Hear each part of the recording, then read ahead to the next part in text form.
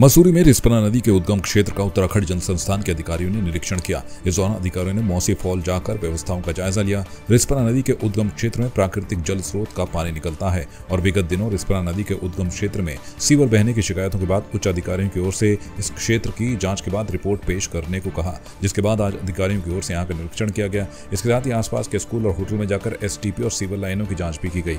वहीं खुले में सीवर बहाने के चलते कई होटलों को नोटिस जारी कर दिए गए। इसके बाद सीवर और पानी का कनेक्शन काटने की कार्रवाई की जाएगी। सीवर पहले बह क्यों रहा है ये समझ लीजिए। सीवर बह इसलिए रहा है क्योंकि लोग किचन वेस्ट, होटल वाले किचन वेस्ट डाल रहे हैं सीवर में। तो इस पे हमारे द्वारा कार्रवाई की गई है हम जल संस्थान मसूरी द्वारा कि जितने भी सीवर पहले तो होटल वाइज मतलब हर होटल जाया गया और जाकर चेक किया गया कि कौन से होटल वाले किचन में वो मतलब किचन में जाली लगा रखे हैं, नहीं लगा रखे हैं। तो फिर जो लोग नहीं लगा रखे हैं उन लोगों को नोटिस दे दी गई है कि आप 3 दिन के अंदर लगा लें, और 3 दिन पूरा हो चुका है। उसके बाद 1 हफ्ता मांगे गए थे SDM के द्वारा, वही पूरा हो चुका है। अब वर्तमान में हम सोचे हैं कि जिन लोग कनेक्शन नहीं लिया है पहले उन लोगों का कनेक्शन काटेंगे और फिर उसके बाद जिन्होंने जाली नहीं लगाया है उनका कनेक्शन कटेगा। अगर तब तक वो ले लेते हैं तो नहीं कटेगा। और फिर बोला है कि जिन लोगों ने कनेक्शन नहीं लिया कनेक्शन वो रेगुलराइज कर लेते हैं तो उनका भी नहीं कटेगा। नहीं, जहाँ खुले बहता है वो तो तुरंत आदेश दिया जाता है कि उसको तुरंत निस्तारण करके उसे खुले में न बहे। आज ADM साहब के निर्देश पे नगर पालिका परिषद मसूरी और जल संस्थान जल निगम की संयुक्त टीम ने आज इसका मौसी फॉल के कैचमेंट एरिया का निरीक्षण किया।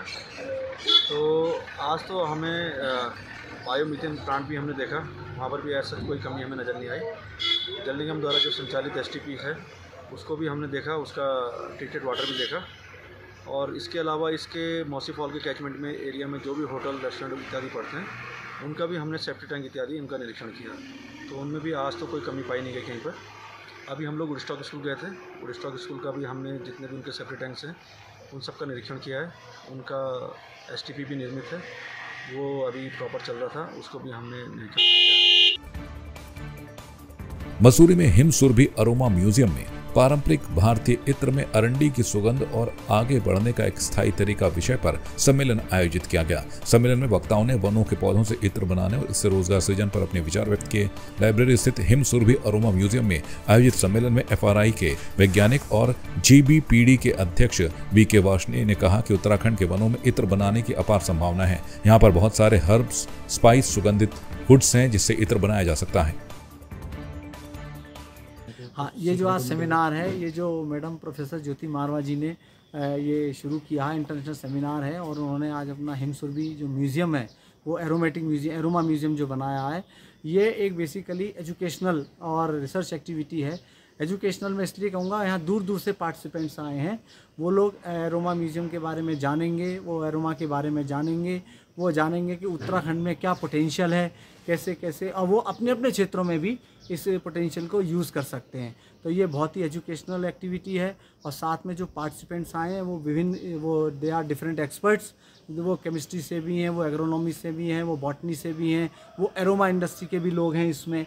और जो है वो अपने सब अपने जो है अनुभव साझा करेंगे। और इस तरह के सेमिनार यहाँ होते रहने चाहिए।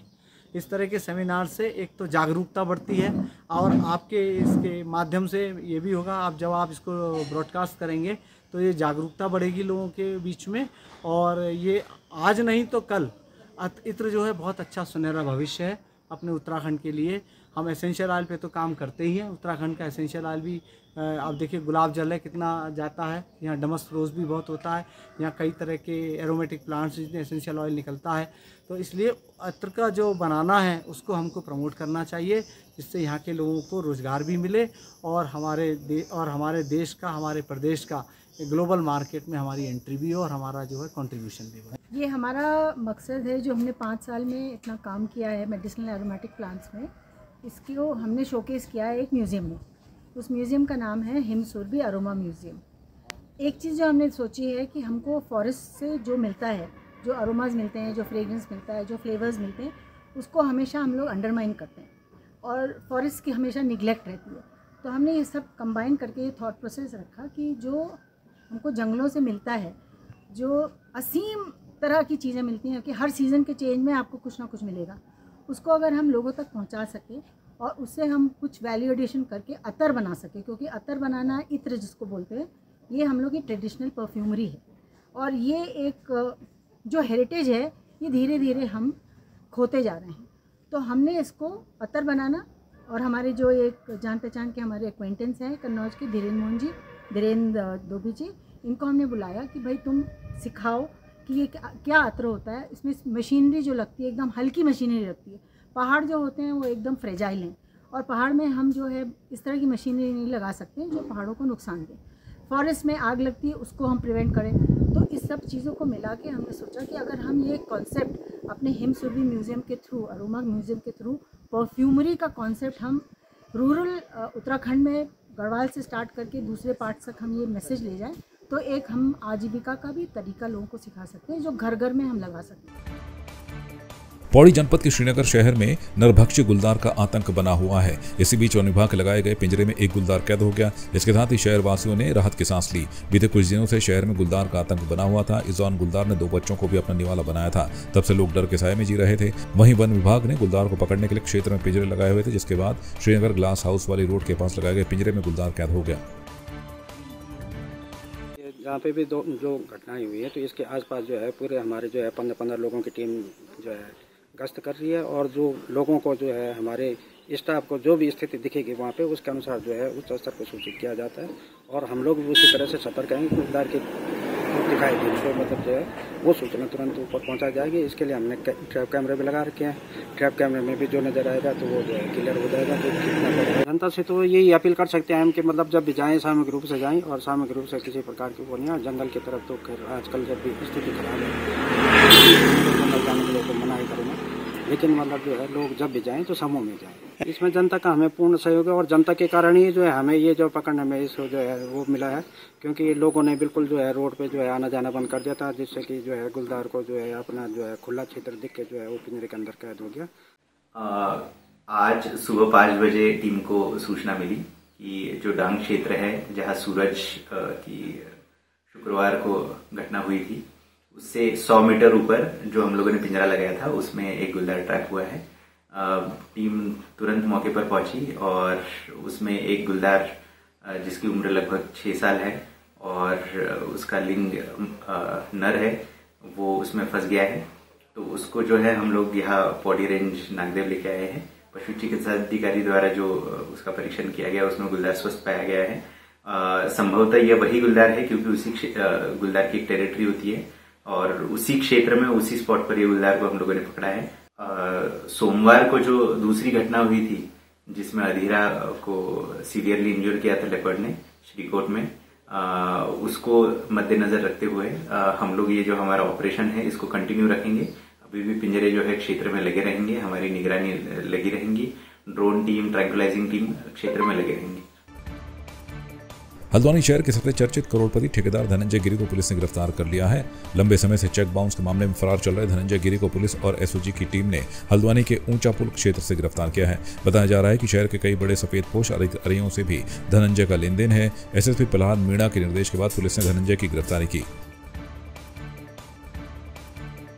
मैक्स सुपर स्पेशलिटी अस्पताल वैशाली ने ब्रिजलाल अस्पताल नैनीताल रोड हल्द्वानी के सहयोग से कार्डियोलॉजी के लिए अपनी विशेष कार्डियोलॉजी ओपीडी सेवा लॉन्च की है। मैक्स सुपर स्पेशलिटी अस्पताल वैशाली के वरिष्ठ निदेशक कार्डियोलॉजी डॉक्टर आनंद पांडे की मौजूदगी में ओपीडी सेवाओं का शुभारंभ किया गया। हर महीने के चौथे शुक्रवार को दोपहर 12 बजे से 2 बजे तक ब्रिजलाल अस्पताल में डॉक्टर प्राथमिक परामर्श के लिए उपलब्ध रहेंगे।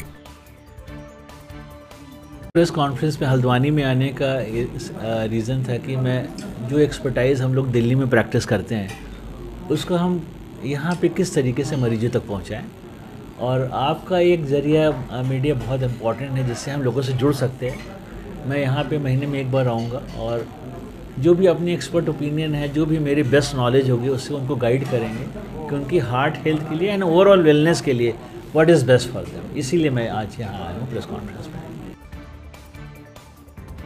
पिथौरागढ़ युवा कांग्रेस की ओर से राष्ट्रीय सचिव ऋषेंद्र मेहर के नेतृत्व में जिलाधिकारी को ज्ञापन दिया और जिलाधिकारी कार्यालय के सम्मुख नगर पालिका और प्रशासन के खिलाफ जोरदार प्रदर्शन किया गया। इस दौरान उन्होंने कहा कि पिथौरागढ़ नगर पालिका की ओर से लोकसभा चुनाव से पूर्व नगर में ई रिक्शा का ट्रायल कराया और उस दौरान अपनी फोटो को मीडिया सोशल मीडिया में प्रचारित कर अपनी पीठ थपथपाई, लेकिन न जाने ट्रायल के बाद उन रिक्शाओं में क्या हो गया है क्योंकि अभी तक पिथौरागढ़ के लोगों को उसका फायदा नहीं मिल पा रहा है। देखिए, आज यहाँ पे हमने जिलाधिकारी को ज्ञापन दिया है, जैसे कि पिथौरागढ़ में 2 माह पहले चुनाव से पहले पिथौरागढ़ के जो नगर पालिका के अध्यक्ष थे और जो सरकार के लोग थे, उन्होंने यहाँ पे ई रिक्शा का यहाँ पे उन्होंने ट्रायल किया और उसके बाद दूसरे ही दिन से ई रिक्शा चलना बंद हो गया।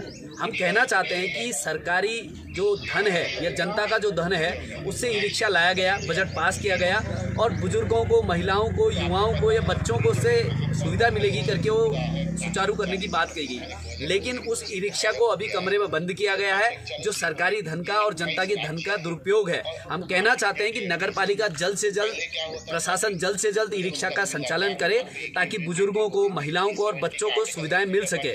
और अगर वो जल्द शुरू नहीं करती है तो आज से 1 या 2 महीने बाद यहाँ पे मानसून आ जाएगा और मानसून में बारिश ज़्यादा होती है तो ज़्यादातर लोग इधर उधर नहीं जाते हैं। तो इस समय पे सबसे ज़्यादा लोगों को ज़रूरत है ई रिक्शा की, ताकि छोटे रास्तों पे उनको उसकी सहायता मिलके लोगों को उसका फायदा मिल सके। आपकी इस पर क्या राय है, हमें कमेंट कर जरूर बताएं। इसके साथ ही आप हमारे YouTube चैनल को सब्सक्राइब कीजिए। आप हमें Facebook, Instagram, Twitter और कू ऐप पर फॉलो भी कर सकते हैं और संवाद 365 के साथ एक क्लिक में जुड़ने के लिए डाउनलोड कीजिए संवाद 365 ऐप।